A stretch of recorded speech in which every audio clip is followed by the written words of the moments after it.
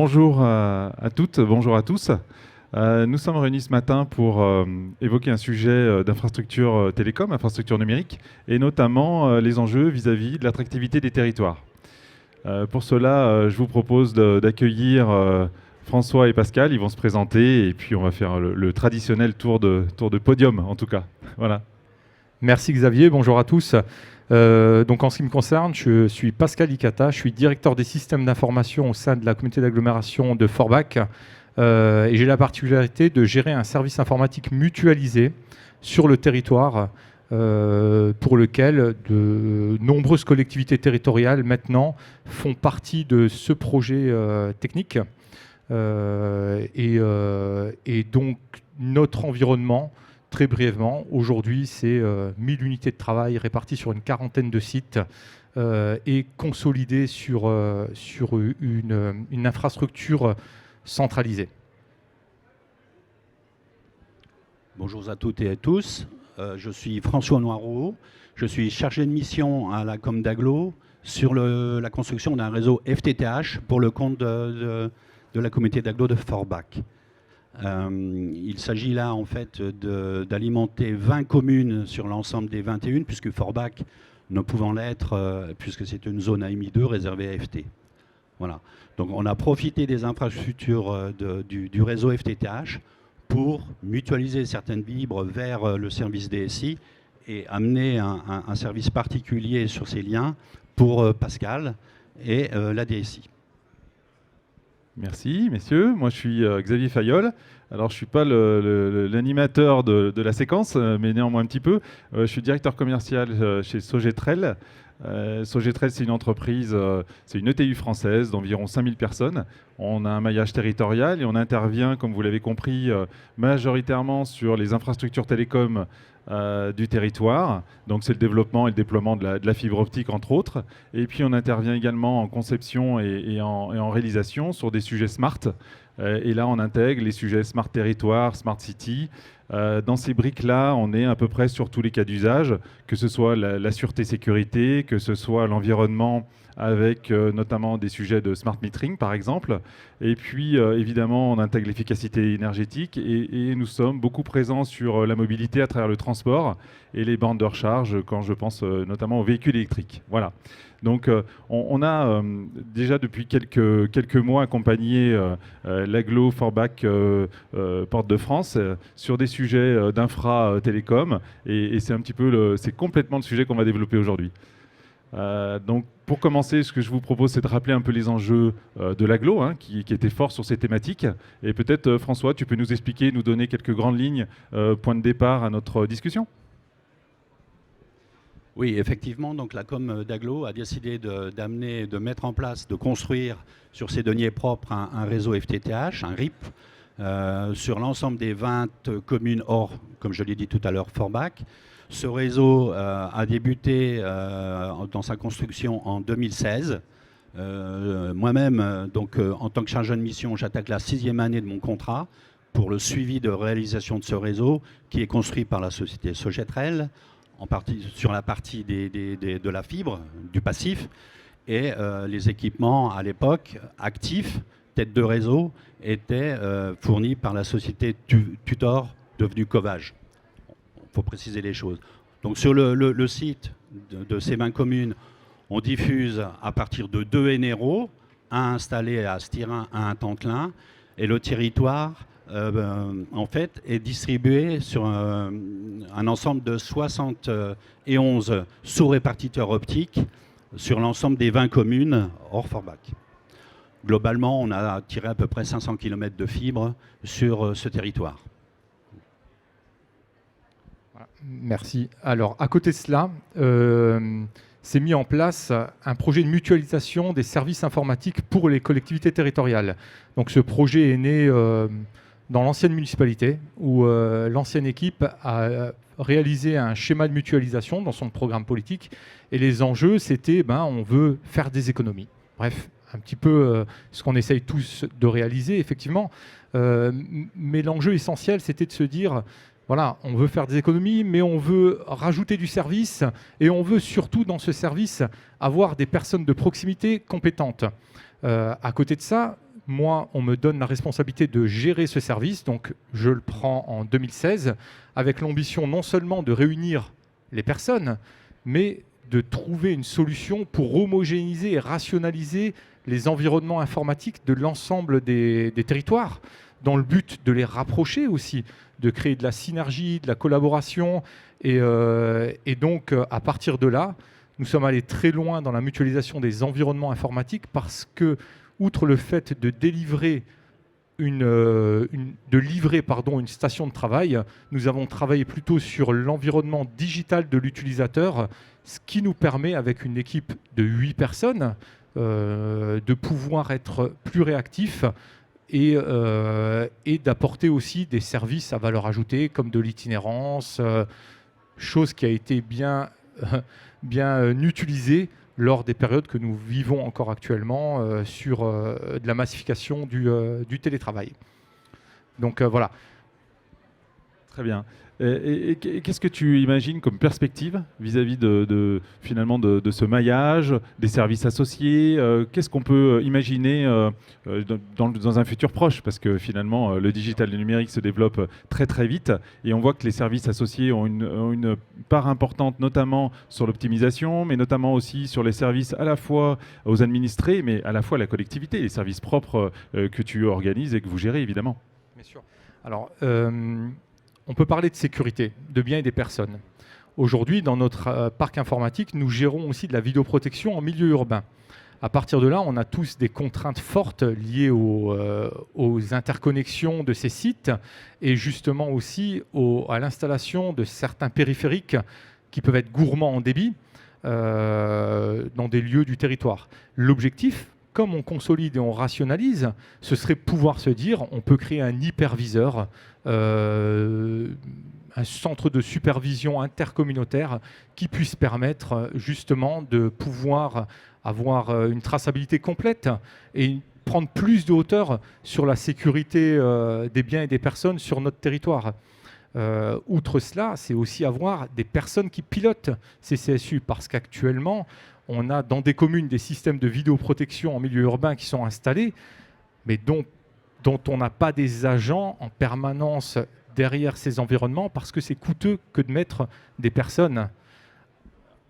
Effectivement, on retrouve l'ensemble de ces équipements. Parfois, c'est des briques. Tout n'est pas déployé, on le voit, et les smart et les sujets smart au niveau des territoires ou en tout cas de la ville commencent à se mettre en place.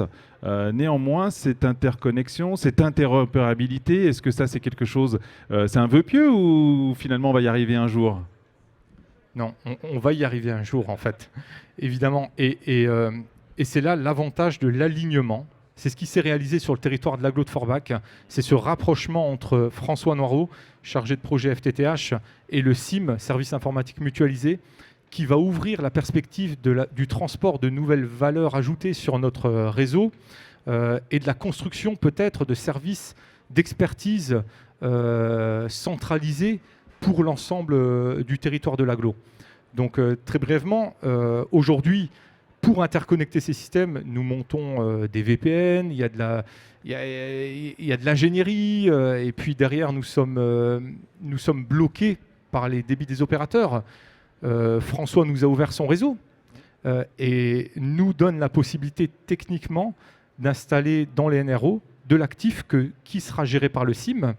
Et grâce à cela, nous profitons de toute la capillarité de son travail sur le territoire, ce qui est aussi un enjeu économique majeur, étant donné que ces investissements ont été réalisés. Donc, en quelque sorte, les élus qui ont challengé sur le projet de la mise en place du FTTH sur le territoire de l'agglo s'en voient, entre guillemets, remerciés, parce que, dans le fond, nous ne faisons pas des travaux de génie civil complémentaires, nous utilisons ce qui a été réalisé. Et après, derrière, c'est effectivement le transport d'autres systèmes. Tu me parlais juste avant quels sont les usages. Parlons de la téléphonie aussi. Aujourd'hui, la possibilité de consolider la téléphonie, mutualiser les coûts de communication, des bornes de recharge pour les véhicules, ils sont nombreux. Et grâce à cette capillarité, c'est justement de pouvoir connecter de manière fiable, pérenne, les équipements informatiques. C'est vrai qu'on a, une parfaite illustration finalement de l'utilisation un peu poussée du réseau FTTH. Et j'ai envie de dire que vulgairement, il ne sert pas qu'à livrer des box et des abonnés, hein, mais c'était son but, mais ce n'est pas que ça non plus. Là, on a poussé un peu le bouchon un peu plus loin sur la mutualisation et notamment les services à la collectivité. Ça, c'est fort. Nous, on y tient beaucoup parce que finalement, c'est l'usage et c'est aussi, j'ai envie de dire, l'usage qu'on en fera, nous, citoyens. Donc ça a double sens. Donc ça a beaucoup de sens. Il y a un sujet sur lequel j'aimerais revenir, c'est aussi l'optimisation sur les dépenses. C'est aussi, il faut que tu nous parles des clients légers aussi, parce que ça, c'est des choses que tu as mis en place. Ça a de la valeur. Bien sûr.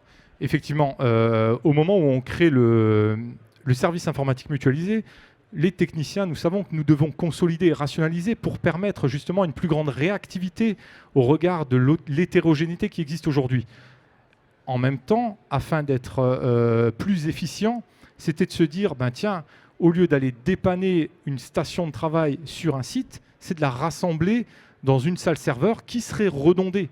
Et pareil, à nouveau redondée grâce au système réalisé par mon collègue François Noireau.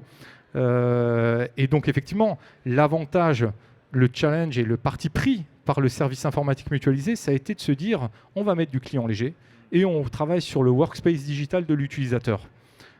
L'avantage aussi de l'infrastructure qui a été mise en place par les collègues de mon équipe, et je les remercie tous les jours en fait, c'est aussi de dire on crée une informatique éco-responsable. Pourquoi ? Parce que le client léger, lui, est faible consommateur en énergie. Et donc, la puissance de calcul, elle est centralisée sur des salles serveurs. Et du coup, des réflexions sont menées aussi pour se dire que faisons-nous de cette énergie qui est centralisée ? Alors là, on est vraiment dans un cœur de sujet qui est l'efficacité énergétique, où effectivement on peut transposer de la chaleur fatale sur des usages. Alors on est moins sur des usages de la smart, mais l'efficacité énergétique en fait partie. Et cette chaleur fatale, on a quelques exemples. Il y a plein d'idées qui fournissent là et qui fourmillent, pardon. Et l'idée, c'est de dire, tiens, peut-on utiliser la chaleur pour faire quoi ? La chaleur des salles info, des data, elle peut être utilisée sur des équipements culturels et sportifs. Alors on a commencé à étudier des sujets, notamment réchauffer un circuit d'eau dans une piscine. Ça peut être un sujet, mais il y en a d'autres. Je reviens juste, on y revient après, mais juste sur une chose, c'est que la notion de ce que tu as évoqué avant, client léger, optimisation, coût, etc., finalement, on l'a pas tant développé que ça dans nos collectivités. Nous, on a un maillage territorial et on connaît bien les territoires. Vous faites partie, vous êtes modeste parce que vous ne l'avez pas dit, mais vous faites partie un peu des premiers, des précurseurs et des pionniers dans ce domaine-là, dans la mutualisation.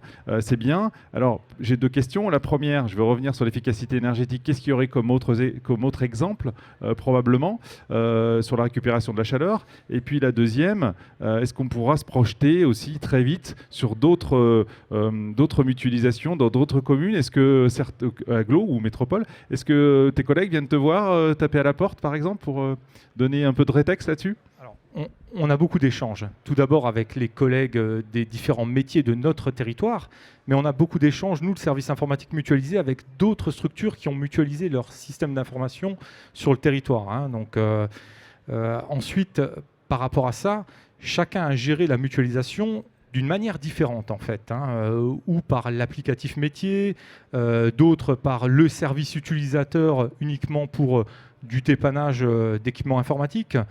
Nous, on se rend compte qu'on est allé très loin en fait, vraiment parce qu'on a cassé tous les environnements pour rendre quelque chose homogène.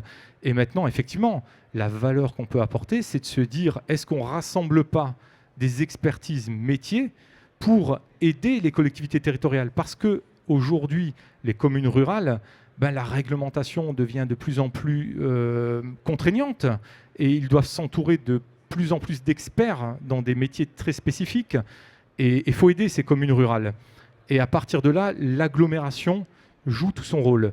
Ce que nous, on a intelligemment réfléchi grâce à M. Noireau, c'est de se dire, voilà, est-ce qu'on ne pourrait pas mutualiser notre infrastructure avec d'autres communes voisines ?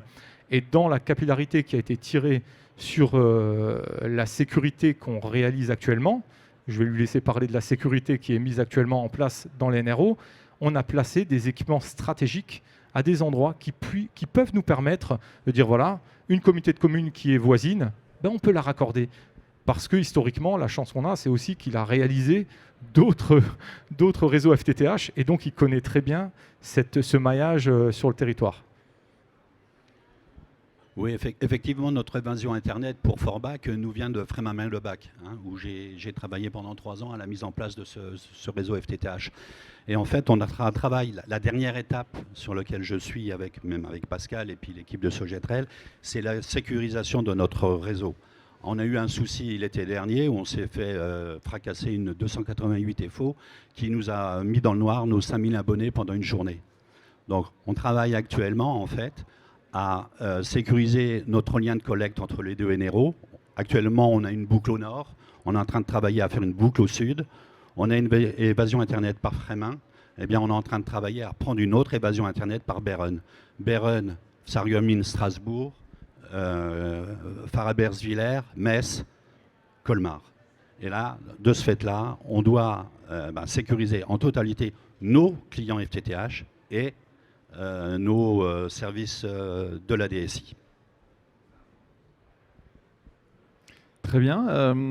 Vis-à-vis de ces services, justement, qui sont plus globaux sur l'agglomération, et on voit et on comprend que ça peut être plus que ça, qu'est-ce qu'on peut projeter, notamment, et je pense beaucoup dans la notion de territoire, c'est un pôle d'attractivité. Est-ce que c'est aussi des services qui seront bénéfiques pour les commerçants, les artisans, l'activité au sens large? Comme j'ai dit, on peut aller très loin en fait. J'ai réfléchi sur un modèle de Wi-Fi urbain pour lequel de l'analytique pourrait être apporté au niveau des commerçants ou des élus afin, lors des événements, de capter la foule, savoir où sont les lieux les plus prisés. Donc bref, plein d'équipements qui pourraient apporter une visibilité de ce qui se passe au regard du territoire. Et toujours pareil, cette expertise-là, comme elle est mutualisée, on peut l'apporter dans les petits territoires à faible coût, en fait. C'est vraiment porter une économie d'échelle parce que derrière, on mutualise à chaque fois. Dès lors où il y a un nouveau service qu'on nous demande d'apporter, gestion relations citoyennes, pour l'usager, c'est prendre de la hauteur et de se dire oui, on va l'apporter parce qu'on nous le demande dans cette commune, mais donnons-nous la possibilité d'avoir une visibilité un peu plus grande et de se dire, voilà, si on installe une GRC, si on installe un équipement Wi-Fi urbain, c'est de pouvoir le rendre disponible pour l'ensemble des élus qui nous font confiance sur le territoire. J'ai une dernière question là, avant de laisser la place à d'autres questions, évidemment. Il y a aussi la notion de souveraineté, et notamment sécurisation de la donnée, la souveraineté. Qu'en est-il et qu'est-ce que vous en pensez?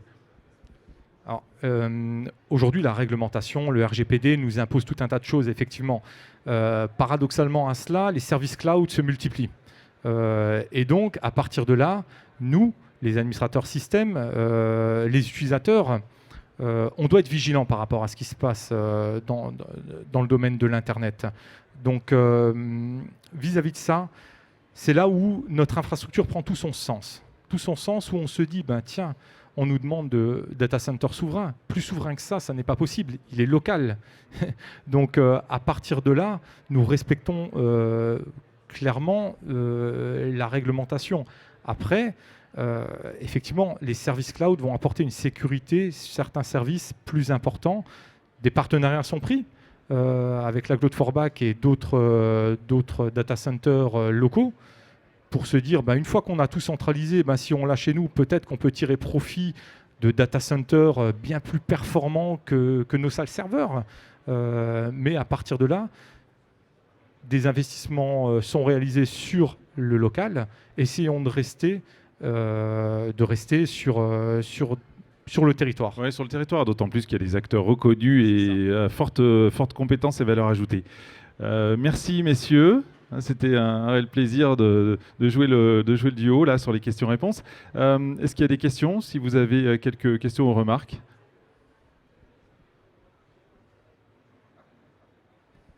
Oui. Ce que je veux faire, je vous amène le micro. Hop, je vous le fais passer.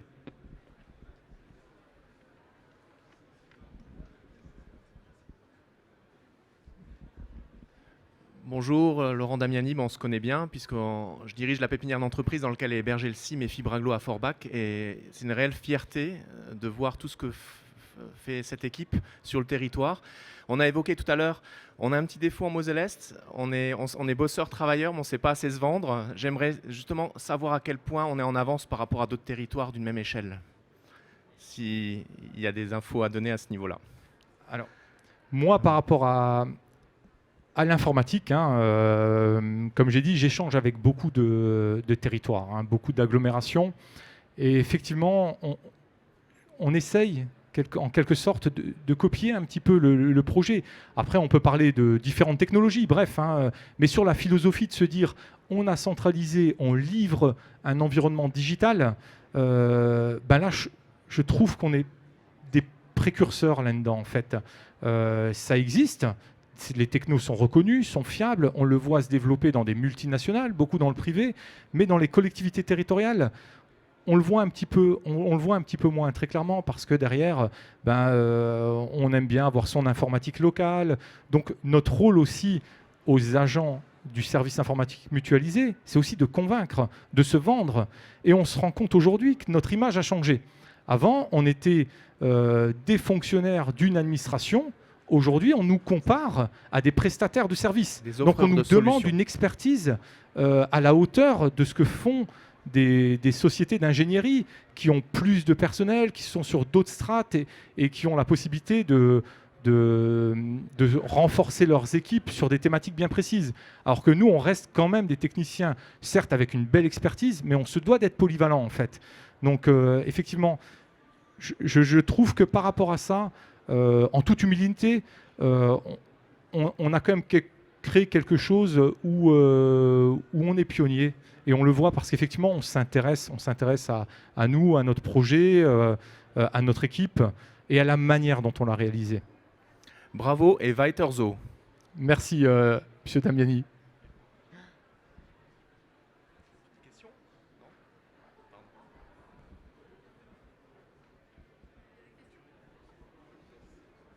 Merci à tous et merci à toutes.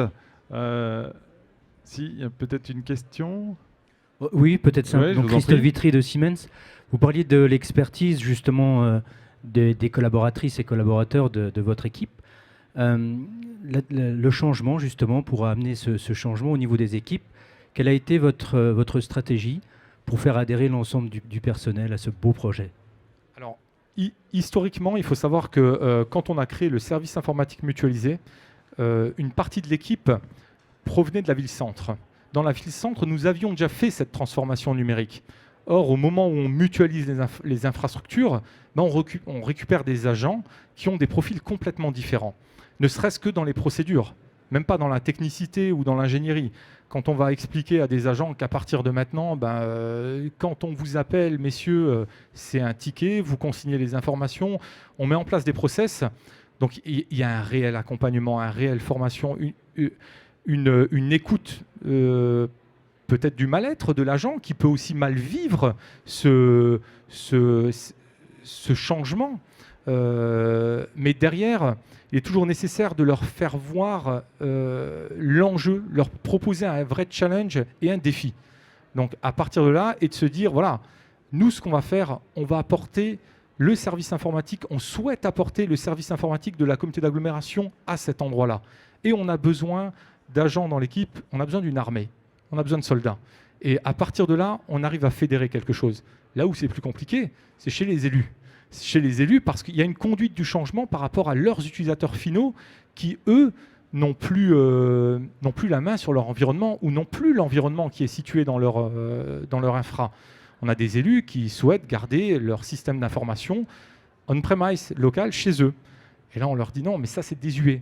Donc voilà, il y a eu tout cet accompagnement, cette conduite du changement de ces équipes internes, mais toute cette notion à commercialiser, entre guillemets, alors que nous ne sommes pas dans ces définitions-là, dans ces termes-là, mais au regard des élus pour leur faire comprendre que la philosophie de notre système d'information, c'est on vous sort vos données Et puis on impulse des règles élémentaires de sécurité. Vous ne pouvez plus installer un logiciel. Des petites choses comme ça qui sont banales, mais qui ont des répercussions et une visibilité un peu négative au départ auprès de l'utilisateur final ou auprès de l'élu qui lui-même est un décideur. Donc effectivement, il y a la conduite du changement à gérer sur plusieurs aspects, plusieurs volets, et surtout dans son équipe, c'est motiver son équipe et leur proposer une perspective et une progression technologique. Parce que là aussi, les compétences qu'on demande à ces équipes ne sont plus les mêmes. Avant, vous alliez réparer un ordinateur, un disque dur. Maintenant, on ne fait plus trop de matériel. C'est vraiment, on travaille dans un environnement qui, lui, est digital. Donc voilà, c'est des autres méthodes de travail avec des nouveaux outils. Merci, bravo. Vous nous avez embarqués aussi. Merci bien. Merci, je vous souhaite un bon gène, bonne journée et à bientôt. Et on est disponible sur le stand B10, je crois, en bas. Voilà, merci beaucoup, au revoir.